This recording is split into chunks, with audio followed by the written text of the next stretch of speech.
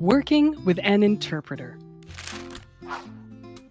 Educators can use the Microsoft Translator app for quick messages to caregivers when possible.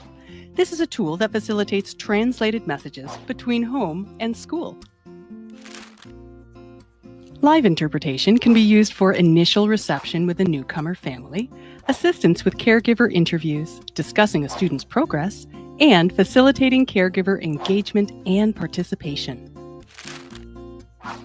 Please try to give plenty of notice when requesting an interpreter. Unfortunately, we are not permitted to use school-funded interpreters for students' medical appointments, even if their diagnosis is related to learning challenges. Please let caregivers know that they can request that their physician book an interpreter for their appointment. Phone message relays are a fast way to get information to families who do not have the ability to use the Microsoft Translator app. Three-way phone calls with interpreters, caregivers, and educators can be used for longer conversations. Google Meets can also be used to facilitate conversations for caregivers who have the technology to use this platform. Be sure to allow enough time for your interview.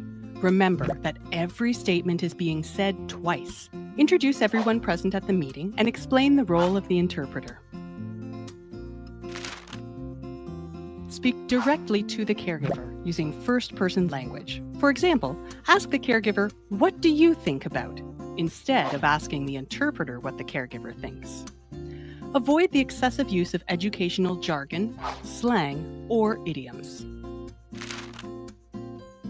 Say the same thing using different words if needed. Pause for interpretation after every 3 to 4 sentences. Have only one person speak at a time and avoid side conversations. The interpreter should interpret everything that is said at the meeting.